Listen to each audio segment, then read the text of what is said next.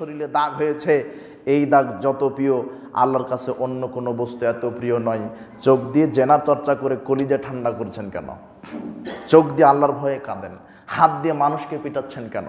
ওবাদা বিন সামিত রাদিয়াল্লাহু আনহু বলেন, রাসূল সাল্লাল্লাহু আলাইহি ওয়াসাল্লাম বললেন, শোনো পৃথিবীর মানুষ, ইজমানু লিসিত্তাম মিন আনফুসিকুম আজমানু লাকুমুল জান্নাহ।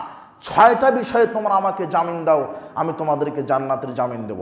বলো 6টা বিষয় জীবনে করব না, আমি মুহাম্মদ সাল্লাল্লাহু আলাইহি ওয়াসাল্লাম ওয়াদা করলাম কিভাবে জান্নাত দিতে হয় আমি আল্লাহর নিকট থেকে জান্নাত দিয়ে নিয়ে দিব। বলো 6টা বিষয়ে জামিন দাও। 1, উসদুকু ইযা হাদাসতুম, কথা বললেই সত্য কথা বলতে হবে। কথা বললে কি কথা বলতে হবে? সত্য কথা। আপনার সেক্রেটারিয়েট, আপনার সচিবালয়, আপনার visa office, income tax office, passport office, আপনার পরিবার, আপনার বিশ্ববিদ্যালয়, আপনার কলকারখানা, সব জায়গাতে প্রায় মিথ্যা কথার ভিত্তিতে চলে। সব জায়গাতে মিথ্যুক। হেড মৌলানা মিথ্যুক, ও ঘুষখোর, ও হারামখোর। ও হেড মৌলানা দাড়ি টুপি দিয়ে চেয়ারে বসে আছে, ওর সামনে বসে আছে সাধারণ শিক্ষক, ও নিয়োগ নেবে প্রতিষ্ঠানে। এতে হেড মৌলানা 2বার হজ করে এসেছে। হেড মৌলানার টুপিটা দামি, হেড মৌলানার দাড়িটা মেহেদি দেওয়া, পাঞ্জাবিটা খুব সুন্দর দামি পাঞ্জাবি।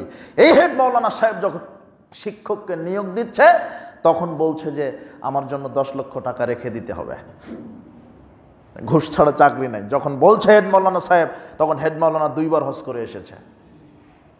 বুঝেননি কথা? সব জায়গাতে প্রতারণা, সব জায়গাতে প্রতারণা চলছে। চোখ দিয়ে জান্নাত হয়, অথচ চোখ দিয়ে আপনি জাহান্নামে কামাই করছেন। হাত দিয়ে জান্নাত হয়।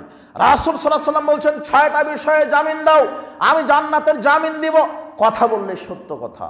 ওয়াফু ইযা আদতুম, ওয়াদা করলে সেটা পূর্ণ করো। ওয়াদা করলে পূর্ণ করো। 1, কথা বললে সত্য কথা বলো। 2, ওয়াদা করলে পূর্ণ করো। ওয়াদু ইযা তুমিনতুম, আমানতের খেয়ানত করো না। আমানতের খেয়ানত করো না, আমানত রাখলে তা পরিপূর্ণভাবে আদায় করো। 4, গুজ্জাব সারাকুম, চক্ষু নিচু করো। মোবাইল, টিভি, রাস্তা দিয়ে নগ্ন নারী দেখলে চক্ষু নিচু করো।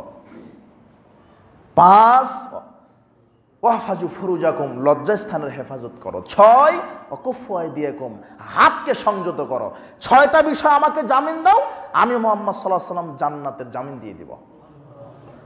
এই যে দেখেন, হাত দিয়ে জান্নাত হয়, অত হাত দিয়ে আপনি মানুষকে পিটাচ্ছেন কেন? ক্ষমতা চিরদিন থাকবে না। নমরুদের থাকেনি, ফেরাউনের থাকেনি, আপনারও যে থাকবে এটা হবে না। আর আল্লাহ মানুষকে ক্ষমতা দেয় ক্ষমতা কেড়ে নেওয়ার জন্য। বুঝেননি কথা? মনে হয় মুখস্থ করেন তো।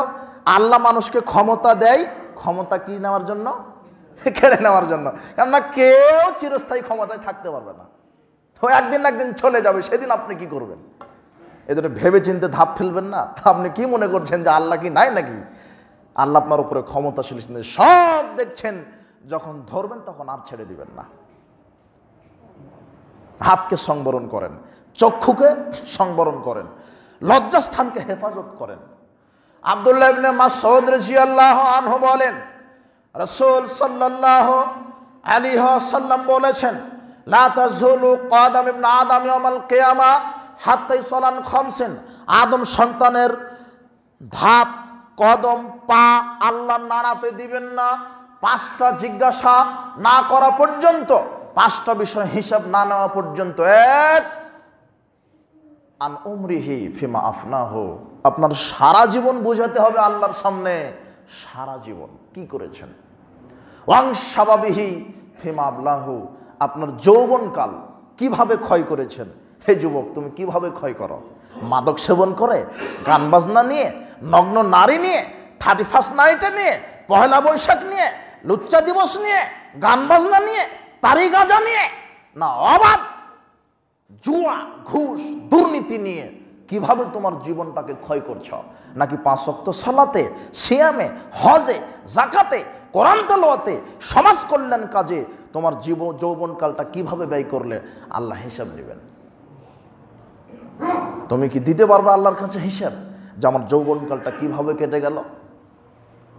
5টা জিজ্ঞাসা না ছাড়া আপনাকে নাড়তে দিবে না, নড়তে দিবে না সারা জীবন।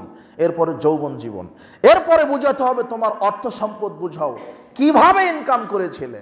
সামনে 1 কোটি 1000 কোটি টাকা এসেছিল, তাই ওটা পকেটে তুলে নিতে হবে? ওটা কিভাবে আসলো দেখতে হবে না?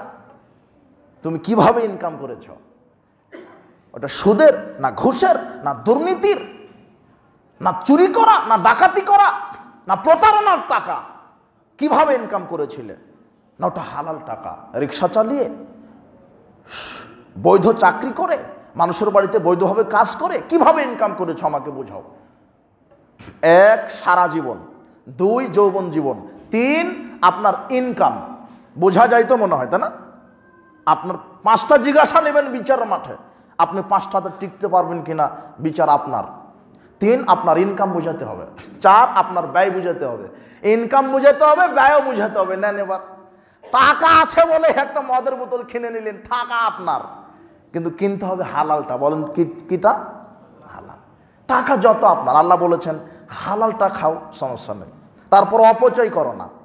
লাগবে 1 কেজি, আপনি 5 কেজি কিনে নষ্ট করছেন, তাও আবার হিসাব নেবেন আল্লাহ। বুঝতে পারেননি কথা?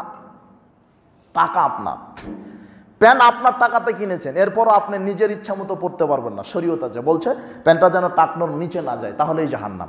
এবার আপনার টাকা ইনকামের, আপনি বেতন পান, আপনি মাসে 50,000 টাকা বেতন পান, আপনি একটা প্যান্ট কিনবেন, প্যান্ট ওটা আপনি পরবেন, আপনার টাকা, আপনার নিজস্ব পছন্দ প্যান্ট কিনা, অথচ আল্লাহ বলছেন টাকনোর নিচে গেলেই তোমাকে জাহান্নাম দেবো। নেন এবার, তাহলে প্যান্টটাও পরতে হবে, বিধান কার আছে?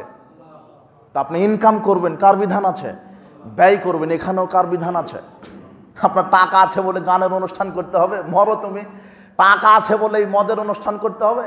টাকা আছে বলে এই মুড়ে মুড়ে মূর্তি তৈরি করতে হবে? তুমি মরো, এই জন্যই তো আল্লাহ আছেন। আল্লাহ বলবেন আশিউমা খালাকতুম, প্রত্যেকটা মানুষকে যারা মূর্তি তৈরি করেছে, মুড়ে মুড়ে মূর্তি যারা তৈরি করেছে, এদেরকে আল্লাহ নিজে লাঠি দিয়ে পিটাবেন, এইভাবে পিটাবেন, পাশাতে পিটাবেন। আহিউ, আত্মা দে, মা খালাকতুম, যা তৈরি করেছিল, এই আত্মা দে, দে আত্মা দে। সে বলবে আমি তো আত্মা দিতে পারবো না। তখন বলবে আল্লাহ তোকেও দিলাম, তোর মূর্তিকেও দিলাম, এবার ঠেকা। বোঝেননি কথা? সব বুখারী মুসলিমের হাদিস। এ তো টাকা আছে বলে মূর্তি তৈরি করছেন কেন? বোঝেননি কথা? তো আয় বুঝাতে হবে, ব্যয় বুঝাতে হবে। টাকা আছে বলে 31st নাইট পালন করতে হবে কেন? এই যুবক শোনো, তোমার শুক্র কিন্তু তোমার ছেলে মেয়ে হবে, তাদেরকে তুমি কি জবাব দিবে? তুমি যে আজকে জেনাই পতিতালয়ে যাচ্ছ, তোমার বীর্য থেকে তোমার একটা সন্তান জন্মগ্রহণ করবে, তুমি তাকে কি জবাব দিবে? সে তো তোমার স্ত্রীকেই ধর্ষণ করবে, মাকেই ধর্ষণ করবে না? সন্তান তার নিজের মেয়েকে ধর্ষণ করছে, হে অবাক! মানুষ হবে পশু প্রাণীর মতো। মুহাম্মদ সাল্লাল্লাহু আলাইহি ওয়াসাল্লাম এই কথা বলছেন, যতদিন না পশু প্রাণীর মতো মানুষ জেনায় লিপ্ত না হবে, ততদিন কিয়ামত হবে না। নিজের বাপ নিজের মেয়েকে ধর্ষণ করছে, এটা হলো কিয়ামতের আলামত। টাকা আছে বলে সব করো না, সামনে 1000 কোটি টাকা আছে বলে পকেটে উঠিয়ে নিও না, ওটা হালাল না হারাম আগে দেখো। টাকা আছে বলেই তুমি এইভাবে জাহেলিয়াত প্রতিষ্ঠিত করো না, বিচার হবেই। এই জন্যই বিচারের মাঠ। আবার ওই কথা আসেন, আল্লাহ বলছেন ওয়াল তানজুর নাফসুম মা কদ্দামাত লিগাদিন, তোমরা কি করেছো 24 ঘন্টায়, এটা একটু ভাবো। আল্লাহ বলছেন তোমরা কি আমল করছো 24 ঘন্টায়, এটা একটু ভাবো। আল্লাহ পরিমাণও হিসাব নেবেন, বড়টারও হিসাব নেবেন, ছোটটারও হিসাব নেবেন। সাল বিন সাদ রাদিয়াল্লাহু আনহু বলেন, রাসূল সাল্লাল্লাহু আলাইহি ওয়াসাল্লাম বলেছেন, মাইয়াজমান লিমা বাইনা লাহইহি ওয়া মা বাইনা রিজলাইহি আজমান লাহুমুল জান্নাহ, যে 2 পায়ের মাঝের জায়গা হেফাজত করবে লজ্জাস্থান, আর যে 2 ঠোঁটের মাঝের জায়গা হেফাজত করবে জিহ্বা, যে জিহ্বাকে হেফাজত করবে, লজ্জাস্থানকে হেফাজত করবে, আমি মুহাম্মদ সাল্লাল্লাহু আলাইহি ওয়াসাল্লাম নিজে জামিন হলাম, আমি ওই ব্যক্তিকে জান্নাতে নিয়ে যাবই যাব। এই মুখ দিয়ে কারো গীবত করবেন না। এই যুবক শোনো, তুমি যেটাকে প্রেম ভালোবাসা বলছো, ইসলাম 1450 বছর পূর্বে সেটাকে জেনা ব্যভিচার বলেছে। একটা নারী একটা পুরুষ বিবাহের পূর্বে গল্প করতে পারে না, পার্কে ঘোরা তো বহুদূরের কথা। আর তুমি এমন গার্লফ্রেন্ড নিয়ে বের হয়েছ, ওই যে তোমার ওই হাতির ঝিলে যখন আসি তখন দেখা যায় যে হাত মোজা পরেছে, পা মোজা পরেছে। তারপর ওই যে কোথায় এই সংসদ ভবনের পাশ দিয়ে যখন আসি তখন আপনার মেয়েটাই হাত মোজা পরেছে, পা মোজা পরেছে, নেকআপ পরেছে, পরে একটা ধর্ষকের সাথে ঘুরছে। আমি এদেশের যত বয়ফ্রেন্ড আছে এদের নাম দিয়েছি ধর্ষক, আর গার্লফ্রেন্ড হলো এরা হলো এক একটা পতিতালয়ের মেয়ে। বুঝেননি কথা? যদি আমি প্রমাণ করতে না পারি তাহলে আমি আজকে থেকেই বক্তব্যবাদ। মুহাম্মদ সাল্লাল্লাহু আলাইহি ওয়াসাল্লাম বলছেন, আই মারাজুন ইস্তাতারাত ফামারাত আলা কওমিন, যখন কোনো নারী সুন্দর সাজসজ্জা গ্রহণ করে জনগণের পাশ দিয়ে হেঁটে যায়, ও হলো পতিতালয়ের নারী। আর এমন বোরখা পড়েছে, শয়তানি বোরখা, ওর পিছন, ওর বুক, ওর সব বোঝা যাচ্ছে। জি না, এই বোরখা পরা যাবে না, ইসলাম হবে ঢিলা ঢালা, শালীন পোশাক পরবে। আর আপনার মেয়েটা বলছে আব্বু কোনো ভয় নেই, আমি বয়ফ্রেন্ডের সাথে আছি, ও বয়ফ্রেন্ডের সাথে আছে। আর আপনার ছেলেটা বলছে সমস্যা নাই আব্বু, আমরা শিক্ষা সফরে আছি, পাশে আমার গার্লফ্রেন্ড আছে। বুঝেননি কথা? হাত মোজা পা মোজা। আমাদের ছোটবেলাতে দেখেছি আমাদের মা, খালা, খালাতো বোন, মামাতো বোন যেই হোক, ধর্ম শিষ্টাচার ছিল, তারা বোরখা পড়েছে পর্দাকে মেনটেন করার জন্য, শরীরকে আবৃত রাখার জন্য, জেনা থেকে বাঁচার জন্য। আর এখন কিছু নগ্ন স্বভাবের মহিলা পর্দা করে দেহকে বিক্রি করার জন্য, হাত মোজা পা মোজা লাগিয়ে বয়ফ্রেন্ডের সাথে প্রেম ভালোবাসা করছে। জি না, ওটা